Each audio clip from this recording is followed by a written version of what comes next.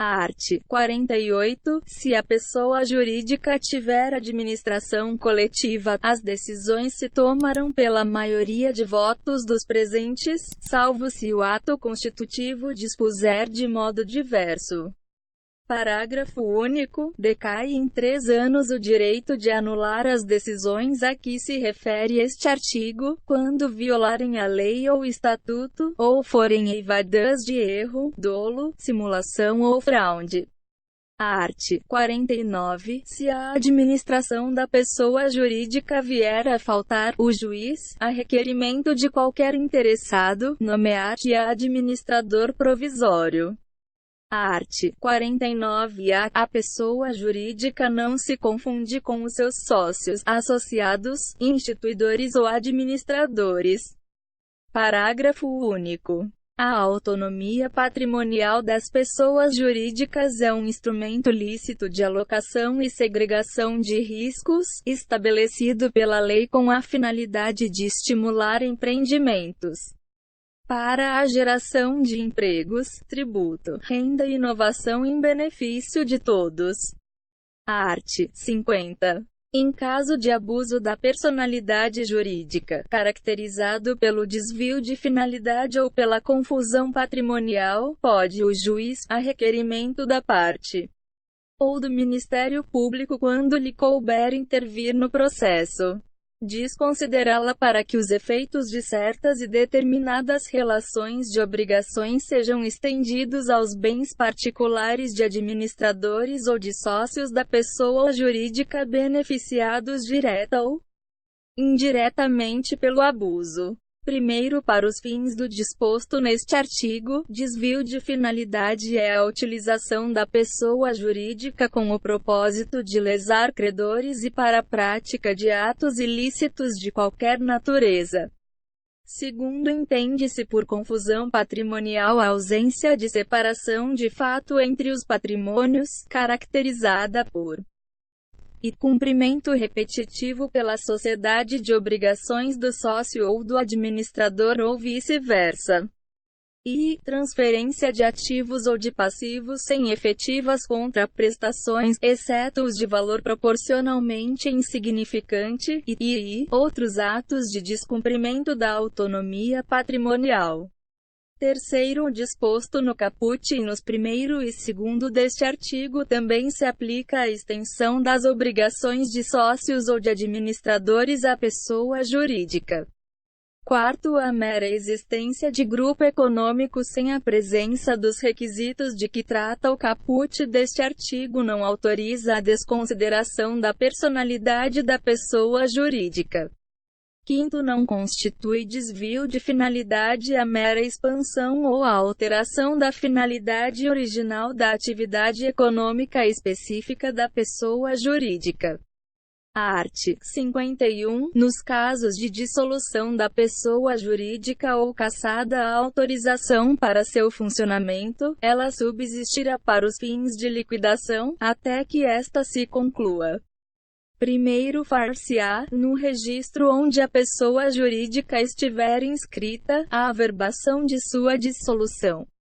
Segundo, as disposições para a liquidação das sociedades aplicam-se, no que couber, às demais pessoas jurídicas de direito privado.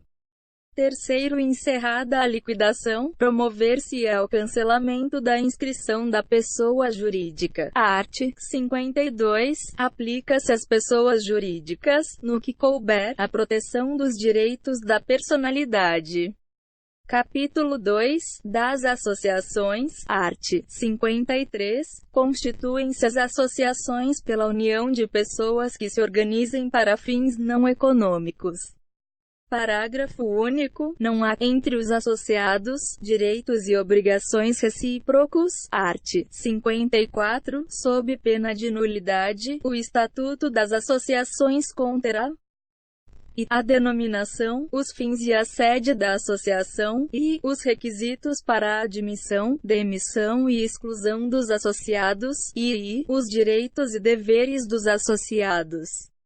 E v. As fontes de recursos para sua manutenção, v. O modo de constituição e de funcionamento dos órgãos deliberativos. vi as condições para a alteração das disposições estatutárias e para a dissolução, vi a forma de gestão administrativa e de aprovação das respectivas contas. Art. 55. Os associados devem ter iguais direitos, mas o Estatuto poderá instituir categorias com vantagens especiais. Art. 56. A qualidade de associado é intransmissível, se o Estatuto não dispuser o contrário. Parágrafo único. Se o associado for titular de cota ou fração ideal do patrimônio da associação, a transferência daquela não importará de per si na atribuição da qualidade de associado ao adquirente ou ao herdeiro, salvo disposição diversa do Estatuto. Art. 57. A exclusão do associado só é admissível havendo justa causa, assim reconhecida em procedimento que assegure direito de defesa e de recurso, nos termos previstos no Estatuto.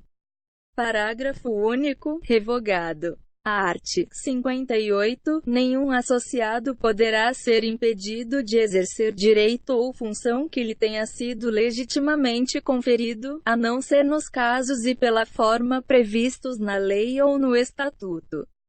Art. 59. Compete privativamente à Assembleia Geral e destituir os administradores e alterar o Estatuto. Parágrafo único. Para as deliberações a que se referem os incisos I e deste artigo é exigido deliberação da Assembleia especialmente convocada para esse fim, cujo quórum será o estabelecido no Estatuto, bem como os critérios de eleição dos administradores. Art. 60. A convocação dos órgãos deliberativos far-se-á na forma do Estatuto, garantido a um quinto dos associados o direito de promovê-la. Art. 61. Dissolvida a associação, o remanescente do seu patrimônio líquido, depois de deduzidas, se for o caso, as quotas ou frações ideais referidas no parágrafo único do art. 56, será destinado à entidade de fins não econômicos designada no Estatuto, ou omisso este, por deliberação dos associados, à instituição municipal, estadual ou federal, de fins idênticos ou semelhantes. Por cláusula do Estatuto ou, no seu silêncio, por deliberação dos associados, podem estes, antes da destinação do remanescente referida neste artigo, receber em restituição, atualizado o respectivo valor, as contribuições que tiverem prestado ao patrimônio da associação. 2. Não existindo no município, no estado, no Distrito Federal ou no território em que a associação tiver sede, instituição nas condições indicadas neste artigo, o que remanescer do seu patrimônio se devolverá à Fazenda do Estado, do Distrito Federal ou da União. Capítulo 3. Das fundações. Art. 62. Para criar uma fundação, o seu instituidor fará, por escritura pública ou testamento, dotação especial de bens livres, especificando o fim a que se destina, e declarando, se quiser, a maneira de administrá-la. Parágrafo único. A fundação somente poderá constituir-se para fins de assistência social e cultura, defesa e conservação do patrimônio histórico e artístico, e educação. V. Saúde. V. Segurança alimentar e nutricional. V. Defesa, preservação e conservação do meio ambiente e promoção do desenvolvimento sustentável. VI. Pesquisa científica, desenvolvimento de tecnologias alternativas, modernização de sistemas de gestão, produção e divulgação de informações e conhecimentos técnicos e científicos. VI. Promoção da ética, da cidadania, da democracia e dos direitos humanos, e X. Atividades religiosas, e X. Vetado. Art. 63. quando insuficientes para constituir a fundação, os bens a ela destinados serão, se de outro modo não dispuser o instituidor, incorporados em outra fundação que se proponha a fim igual ou semelhante. Art. 64. Constituída a fundação por negócio jurídico entre vivos, o instituidor é obrigado a transferir-lhe a propriedade, ou outro direito real, sobre os bens dotados, e, se não o fizer, serão registrados em nome dela, por mandado judicial. Art. 65. Aqueles a quem o instituidor cometer a aplicação do patrimônio, em tendo ciência do encargo, formularam logo, de acordo com as suas bases, art. 62, o estatuto da fundação projetada, submetendo, em seguida, à aprovação da autoridade competente, com recurso ao juiz. Parágrafo único. Se o estatuto não for elaborado no prazo assinado pelo instituidor, ou, não havendo prazo, em 180 dias, a incumbência caberá ao Ministério Público. Art. 66. Velará pelas fundações o Ministério Público do Estado onde situadas. 1. Se funcionarem no Distrito Federal ou em território, caberá o encargo ao Ministério Público do Distrito Federal e Territórios. 2. Se estenderem a atividade por mais de um estado, caberá o encargo, em cada um deles, ao respectivo Ministério Público. Art. 67. Para que se possa alterar o Estatuto da Fundação é mister que a reforma, e seja deliberada por 2/3 dos competentes para gerir e representar a Fundação, e, não contrário ou desvirtua o fim desta, e, seja aprovada pelo órgão do Ministério Público no prazo máximo de 45 dias, fim do qual ou no caso de o Ministério Público a denegar poderá o juiz supri-la, a requerimento do interessado. Art. 68. Quando a alteração não houver sido aprovada por votação unânime, os administradores da Fundação, ao submeterem o Estatuto ao órgão do Ministério Público, requererão que se dê ciência à minoria vencida para impugná-la, se quiser, em 10 dias. Art. 69.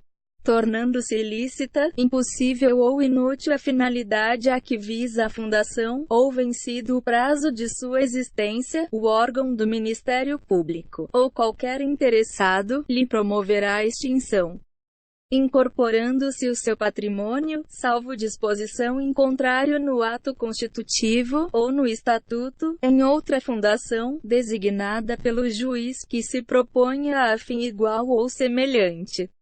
Título I. Do domicílio. Art. 70. O domicílio da pessoa natural é o lugar onde ela estabelece a sua residência com ânimo definitivo. Art. 71. Se, porém, a pessoa natural tiver diversas residências, onde, alternadamente, viva, considerar-se a domicílio seu qualquer delas. Art. 72. É também domicílio da pessoa natural, quanto às relações concernentes à profissão, o lugar onde esta é exercida. Parágrafo único. Se a pessoa exercitar profissão em lugares diversos, cada um deles constituirá domicílio para as relações que lhe corresponderem. Art. 73. Ter-se-á por domicílio da pessoa natural, que não tenha residência habitual, o lugar onde for encontrada. Art. 74. Muda-se o domicílio, transferindo a residência, com a intenção manifesta de o mudar. Parágrafo único. A prova da intenção resultará do que declarar a pessoa às municipalidades dos lugares que deixa e para onde vai, ou, se tais declarações não fizer, da própria mudança, com as circunstâncias que a acompanharem. Art. 75. Quanto às pessoas jurídicas, o domicílio é, e da União, o Distrito Federal, e, dos Estados e Territórios, as respectivas capitais. E, do município, o lugar onde funcione a administração municipal. e v. das demais pessoas jurídicas, o lugar onde funcionarem as respectivas diretorias e administrações, ou onde elegerem domicílio especial no seu estatuto ou atos constitutivos. Tendo a pessoa jurídica diversos estabelecimentos em lugares diferentes, cada um deles será considerado domicílio para os atos nele praticados. 2. Se a administração, ou diretoria, tiver a sede no estrangeiro, haver-se-á por domicílio da pessoa jurídica, no tocante às obrigações contraídas por cada uma das suas agências. O lugar do estabelecimento, cito no Brasil, a que ela corresponder. A art. 76. Tem domicílio necessário incapaz, o servidor público, o militar, o marítimo e o preso. Parágrafo único. O domicílio do incapaz é o do seu representante ou assistente, o do servidor público, o lugar em que exercer permanentemente suas funções, o do militar, onde servir, e, sendo da Marinha ou da Aeronáutica, a sede do comando a que se encontrar imediatamente subordinado, o do marítimo, onde o navio estiver matriculado, e o do preso, o lugar em que cumprir a sentença. A art. 77. O agente diplomático do Brasil, que, citado no estrangeiro, alegar extraterritorialidade sem designar onde tem, no país, o seu domicílio, poderá ser demandado no Distrito Federal ou no último ponto do território brasileiro onde o teve. A art. 78. Nos contratos escritos, poderão os contratantes especificar domicílio onde se exercitem e cumpram os direitos e obrigações deles resultantes, livro 2, dos bens. Título único, das diferentes classes de bens. Capítulo 1, dos bens considerados em si mesmos, seção I, dos bens imóveis. A art. 79. São bens imóveis o solo e tudo quanto se lhe incorporar natural ou artificialmente. A art. 80. Consideram-se imóveis para os efeitos legais e os direitos reais sobre imóveis e as ações que os asseguram, e o direito à sucessão aberta. A art. 81. Não perdem o caráter de imóveis e as edificações que, separadas do solo, mas conservando a sua unidade, forem removidas para outro local, e os materiais provisoriamente separados de um prédio, para nele se reempregarem. Seção I, dos bens móveis. Art. 82. São móveis os bens suscetíveis de movimento próprio, ou de remoção por força alheia, sem alteração da substância ou da destinação econômico-social. A art. 83. Consideram-se móveis para os efeitos legais, e as energias que tenham valor econômico, e os direitos reais sobre objetos móveis e as ações correspondentes, e os direitos pessoais de caráter patrimonial e respectivas ações. A art. 84. Os materiais destinados a alguma construção, enquanto não forem empregados, conservam sua qualidade de móveis, readquirem essa qualidade os provenientes da demolição de algum prédio. Seção I, dos bens fungíveis e consumíveis. Art. 85. São fungíveis os móveis que podem substituir-se por outros da mesma espécie, qualidade e quantidade. A art. 86. São consumíveis os bens móveis cujo uso importa a destruição imediata da própria substância, sendo também considerados tais os destinados à alienação. Seção IV, dos bens divisíveis. A art. 87. Bens divisíveis são os que se podem fracionar sem alteração na sua substância, diminuição considerável de valor, ou prejuízo do uso a que se destinam. A art. 88. Os bens naturalmente divisíveis podem tornar-se indivisíveis por determinação da lei ou por vontade das partes. Seção V, dos bens singulares e coletivos. Art. 89. São singulares os bens que, embora reunidos, se consideram de per se, independentemente dos demais. Art. 90. Constitui universalidade de fato a pluralidade de bens singulares que, pertinentes à mesma pessoa, tenham destinação unitária. Parágrafo único. Os bens que formam essa universalidade podem ser objeto de relações jurídicas próprias. Art. 91. Constitui universalidade de direito o complexo de relações jurídicas de uma pessoa, dotadas de valor econômico. Canal Áudios. Curta, compartilhe.